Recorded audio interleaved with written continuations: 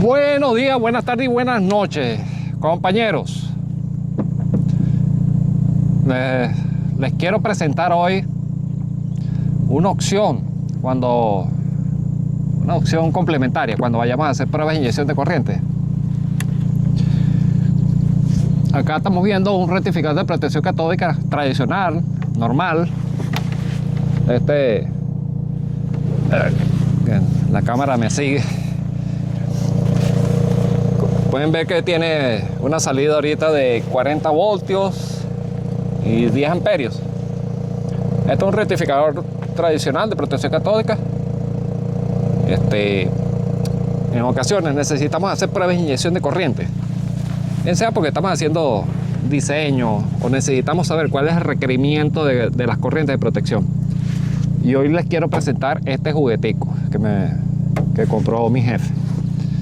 Esto es una fuente de poder multivariable. Antes de meternos a fondo, no olvides suscribirte a mi canal y activar las notificaciones para mantenerte al día con mis actualizaciones. Tiene unas prestaciones increíbles. No está diseñado específicamente para que trabajes con la protección catódica. Como pueden ver, tiene unos soportes de sujeción para instalarlos en rack o en mesas, y no está diseñado para usarlo en campo. Realmente está diseñado para usarlo en laboratorios o en zonas de producción en donde necesitamos salidas de voltajes variables, y este equipo es muy configurable. Cuando hacemos pruebas de inyección de corriente, necesitamos controlar con precisión la salida de la corriente. Acá tenemos un C-stem en donde podemos hacer pruebas de inyección de corrientes muy puntuales, pero con la limitación de que solamente tiene 12 voltios de salida DC, y la corriente, pues lo máximo que te puede suministrar sería unos 10 amperios, y en ocasiones necesitamos más voltaje y más corriente para vencer la resistencia del circuito. Entonces, en ocasiones este equipito no nos va a ayudar mucho. Aparte de eso, estos equipos usan batería interna, y recuerden que para pruebas de inyección de corriente a largas distancias, este equipo se nos va a descargar demasiado rápido y nos va a comprometer la calidad del dato o la calidad de la información que necesitamos adquirir. Yo les voy a preparar un video el lunes. Hoy es sábado. El lunes les voy a preparar un video de la ejecución de una prueba de inyección. Vamos a tratar de suministrar los 40 voltios y 10 amperios que actualmente requiere este sistema, y vamos a ver si podemos manejar bajos voltajes y bajas corrientes. En pruebas de inyección de corriente es fundamental eso, que podamos manejar saltos de corriente pequeños. Por ejemplo, en una prueba de inyección de corriente deberíamos empezar 100 miliamperios, 200, 300, 400, 500 miliamperios, y después irnos a 1 amperio, 2 amperios, 3, 4, 5, 6 y así sucesivamente, hasta que lleguemos a los valores aceptables de protección. En eso consiste la prueba de inyección de corriente: inyectar la corriente para determinar cuál es el valor en donde se alcanzan los niveles de protección. Y les voy a documentar esa prueba que voy a hacer. Ahí voy a utilizar tanto este equipo, voy a usar data loggers. Es fundamental en esas pruebas que el periodo de ajuste, por ejemplo, si yo hago un ajuste de 100 miliamperios, lo subí a 200, debo esperar unos 5 minutos. ¿Por qué no me está siguiendo esta cámara? Hoy está saboteándome. Estoy aquí.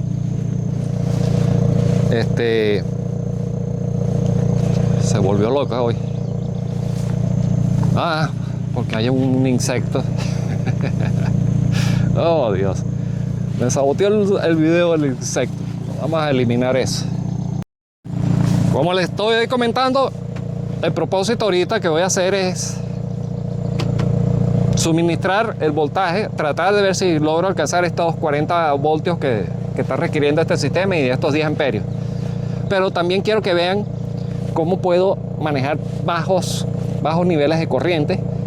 Cuando estamos haciendo en prueba de inyección de corriente, es necesario empezar con mínimos valores, 100, 200, 300 miliamperios, 400 miliamperios, 500 miliamperios, después 1 amperio, después 2 amperios, 3 amperios y llegar al amperaje necesario en donde se alcanza el nivel de protección.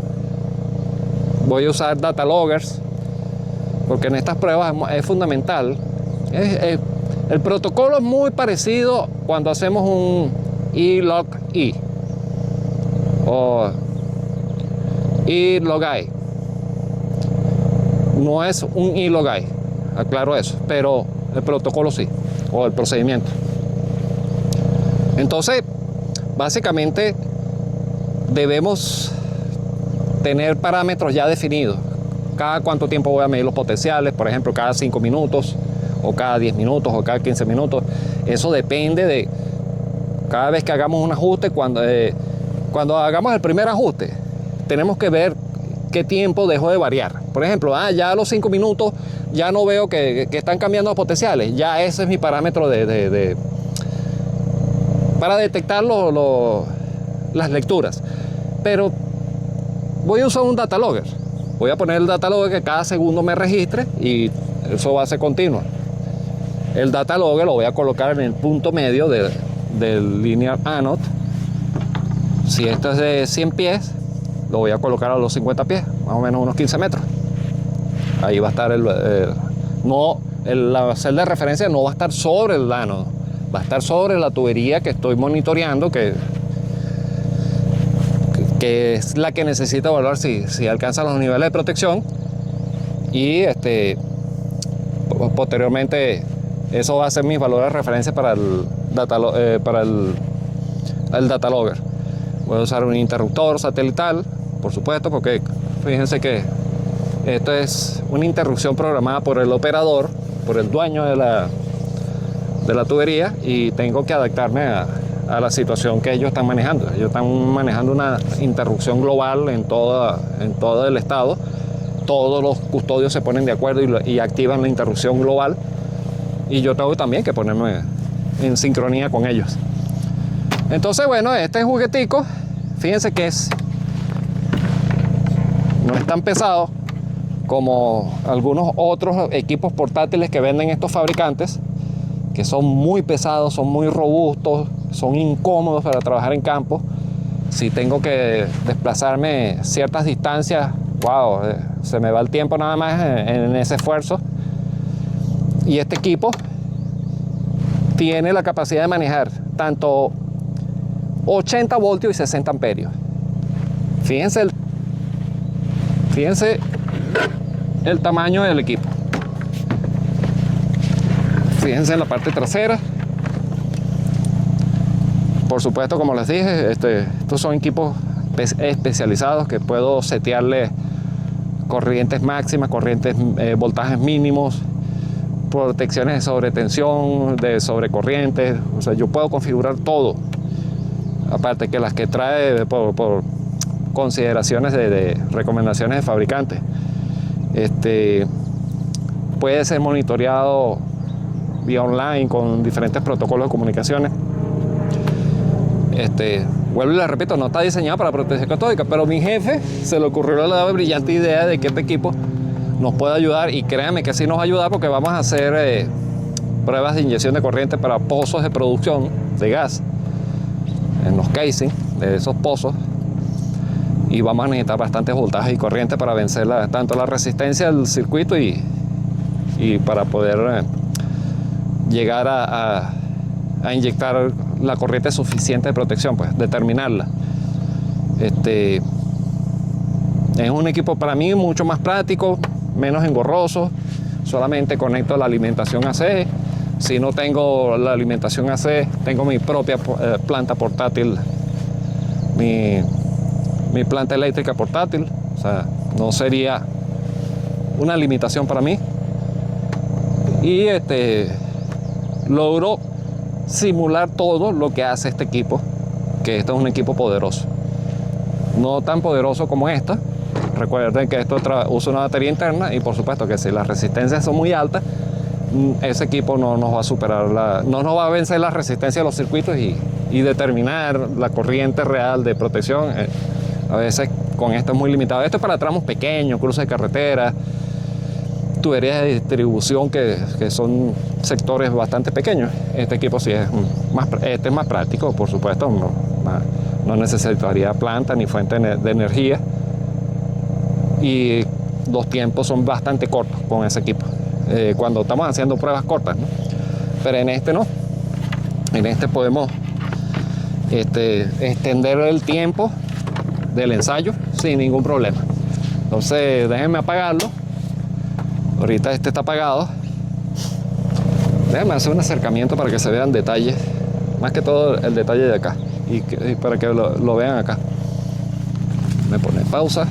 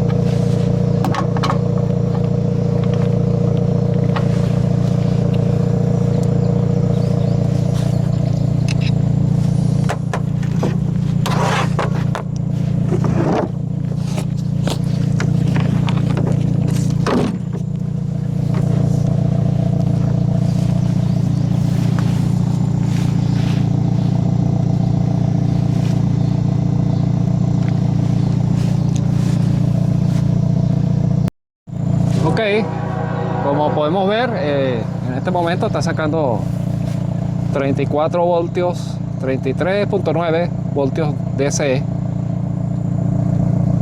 y los de amperios. Vamos a ponerlo en un voltaje de corriente alterna, está conectado en la salida. Y podemos ver que tiene unos 17 voltios AC, bastante alto. Recuerden que el otro equipo nos suministraba 1.2 voltios, este nos está suministrando 17 voltios AC. Vamos a ver la frecuencia en la salida.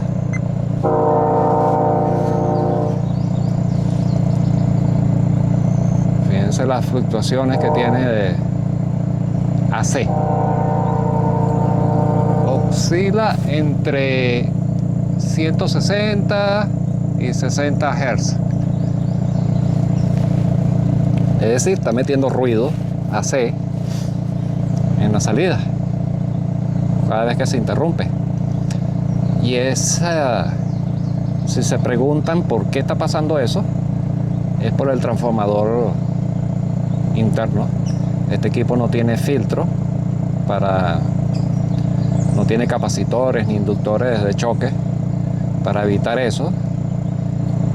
Me molesta que los fabricantes vendan, en vez de vendernos soluciones, nos venden son problemas, porque ellos saben de que pueden corregir eso.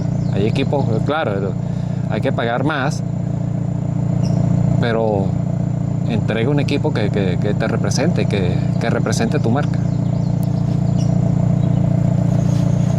Estoy viendo que me está metiendo frecuencias ruido, y estos ruidos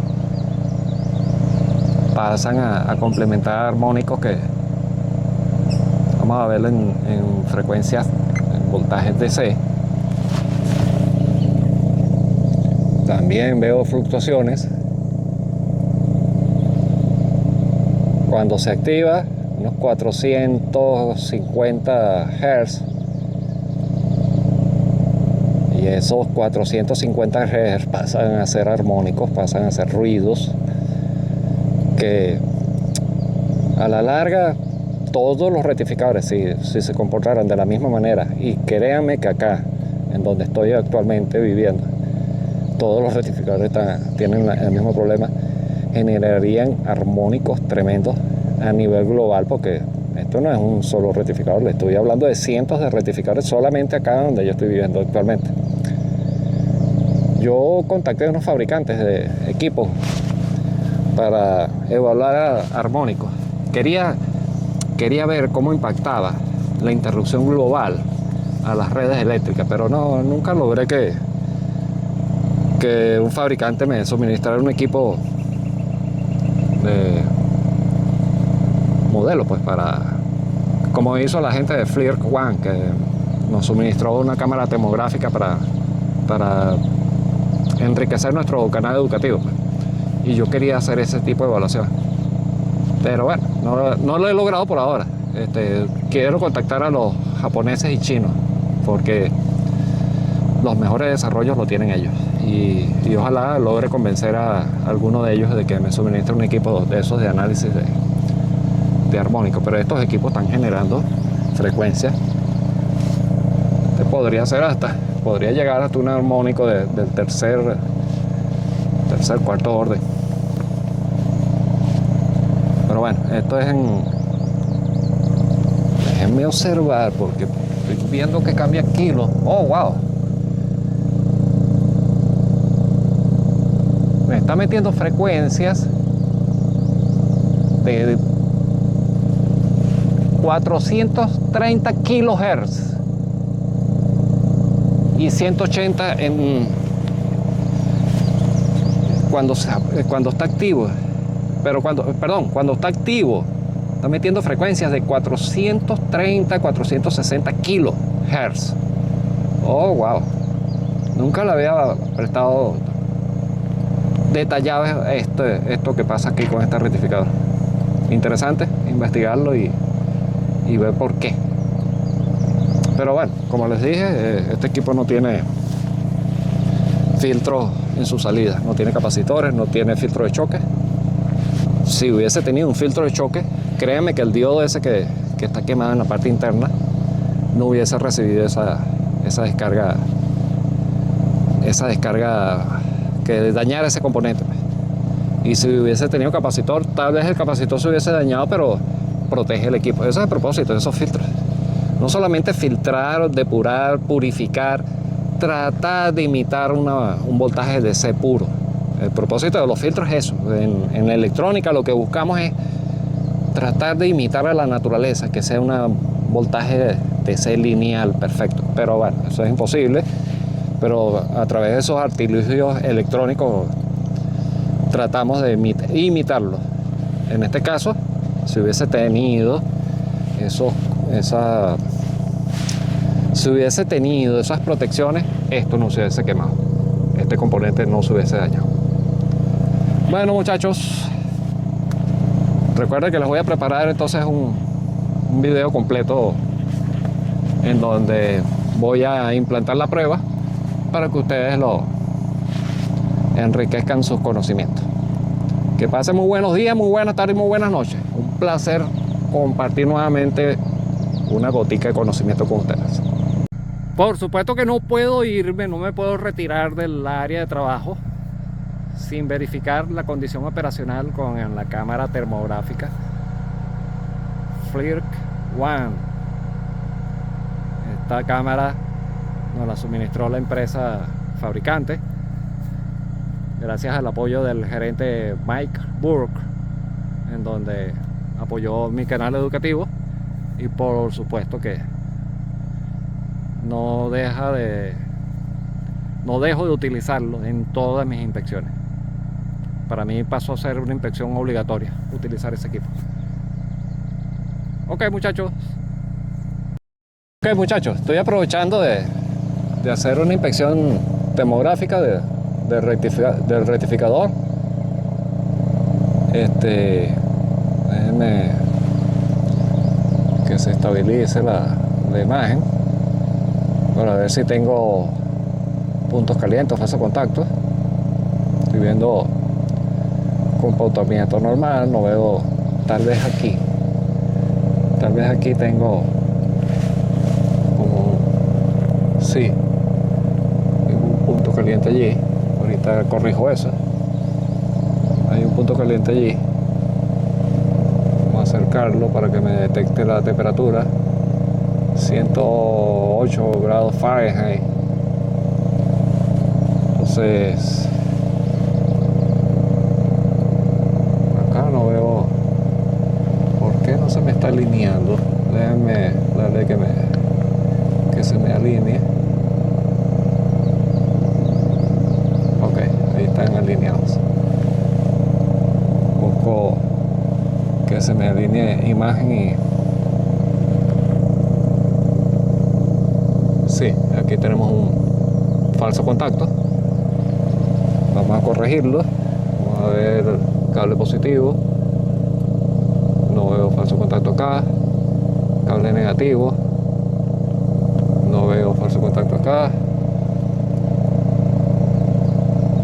Tal vez aquí el ajuste fino. Sí, el ajuste fino tiene falso contacto. Vamos a corregirlo. Tengo que apagar el equipo.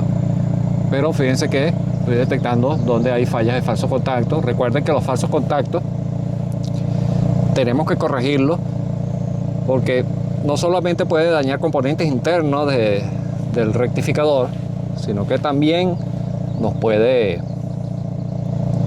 en áreas explosivas o áreas donde haya acumulación de gases, este equipo puede ser una fuente de ignición. Entonces, por estos componentes. Esos componentes tienden a aflojarse, bien sea por cambios térmicos, que acá es bastante común eso. Vamos a ver el componente interno, el transformador, está en parámetros, bloque de diodos. El bloque de diodos lo veo bien, no veo el breaker de protección. Veamos el breaker. Cada vez que hay puntos calientes, el breaker tiende a calentarse. Veo, vamos a decir, si se corrige. Déjame enfocar. No veo sobre temperatura en el breaker. Pero sí, como les estoy comentando, falso contacto acá y falso contacto acá. Entonces vamos a corregir eso. Volvemos a hacer el rectificador. Lo estoy colocando en modo cámara, y cuando quiero ver la imagen térmica lo coloco en la función de térmico. Ok, déjenme corregir eso y continuamos con este video de la inspección termográfica.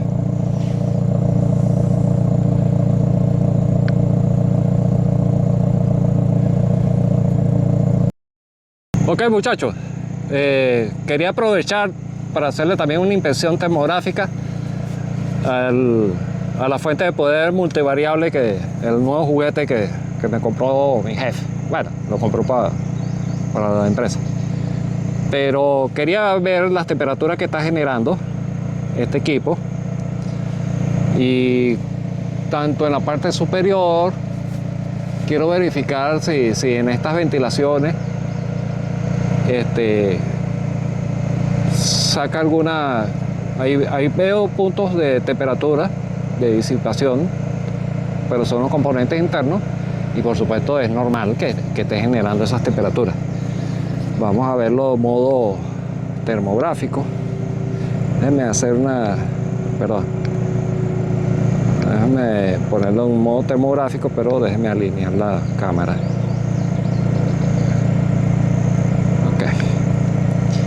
Entonces vean que está sacando 34.5 voltios y 9.9 amperios. Térmicamente lo podemos ver. No es una interrupción, simplemente que Recuerden que los equipos electrónicos, el display es por periodos de frecuencia que muestra los valores.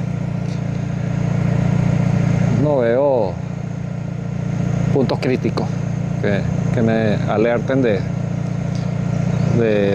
funcionamientos anormales, pero quería verificar el equipo que tengo como rectificador portátil para hacer pruebas de inyección de corriente o pruebas de demandas de corriente. El rectificador, recuerden que teníamos unos puntos calientes, teníamos un punto caliente aquí, pero ya lo corregí, estaban flojos los terminales acá. Ok, y teníamos punto caliente aquí, también estaban flojos la tornillería de esta tornillería. Se ve que está disipando el calor, pero ya el punto crítico de falso contacto ya no, ya lo corregí. Para hacer una inspección formal yo debería esperar unos 40-50 minutos porque el calor acá hoy está tremendo. Para que se enfríe este equipo se llevaría bastante tiempo, pero fíjense que ya no veo los puntos calientes, veo en la ventilación del transformador interno que es el que está generando ahorita el calor. Entonces recuerden que estos puntos calientes o falsos contactos deben ser corregidos, tanto para evitar fallas internas en los componentes del rectificador, pero recuerden que estos pueden ser fuentes de ignición. Cuando hay presencia de gases explosivos o atmósferas explosivas, estos rectificadores pueden ser una fuente de ignición y por lo tanto debemos corregir los falsos contactos que tenga el equipo. Nuevamente agradecido con la empresa Flirt One, al gerente de esta empresa que nos suministró este equipo de modo de complementar nuestro canal educativo y transferirle conocimientos a ustedes, al gerente Mike Burke, que amablemente nos suministró y apoyó mi canal educativo. Entonces, vuelvo y les repito, señores, otro día más. Que pasen muy buenos días, muy buenas tardes, muy buenas noches. Un placer compartir gotas de conocimiento con ustedes. Nos vemos. Bye bye.